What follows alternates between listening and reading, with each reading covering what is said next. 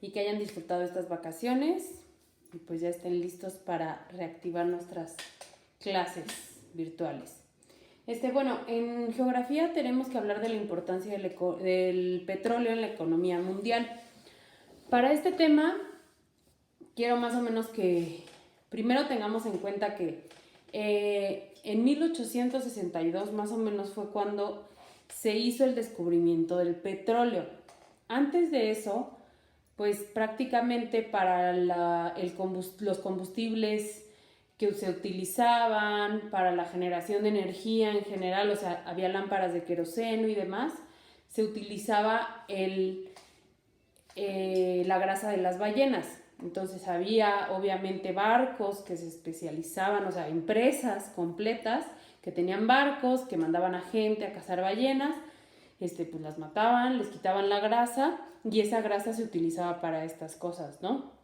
Entonces a partir de 1862 alguien en Estados Unidos, en Pensilvania, descubre un líquido de color café que sale del suelo de manera burbujeante y entonces lo prende y se da cuenta pues que sí prende y a partir de ahí empiezan a experimentar con él. Este lugar, de ser un pueblo como bastante pequeño y con una producción no tan grande ni tampoco destacado económicamente, pues empieza a crecer muchísimo, ¿no? De manera económica y pues eso se refleja, digamos, en la estructura en general del pueblo. A partir de ese momento, pues prácticamente se empieza a basar toda la producción mundial en el petróleo, producción de miles de cosas, ¿no? Esta gráfica justo lo que muestra, esta gráfica es un barril que representa toda la producción petrolera en el mundo y entonces los colores diferentes son los que dividen a qué sector, ¿no? se va o en qué se convierte, digamos, esa parte del barril y de la producción petrolera. La mayoría, si se dan cuenta, se va a gasolinas, ¿no? O sea, combustibles, es prácticamente la gasolina que se utilizan para carros, para motocicletas, barcos, etc. La siguiente son también combustibles, pero ya con un destilado más fino, y es el diésel. Y entonces se utiliza para camiones mucho más grandes, para equipos de construcción, etc., ¿no?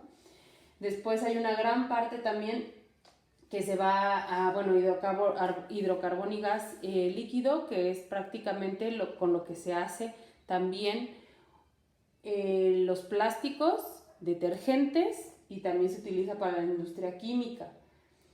Los combustibles de aviones, de jets y demás.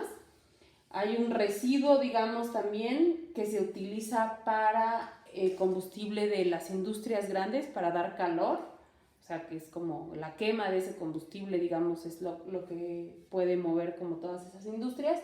Y hay otros productos que vienen de la destilación del petróleo, que son, por ejemplo, los asfaltos de las calles, de todas las calles de todo el mundo, tienen en su combinación petróleo.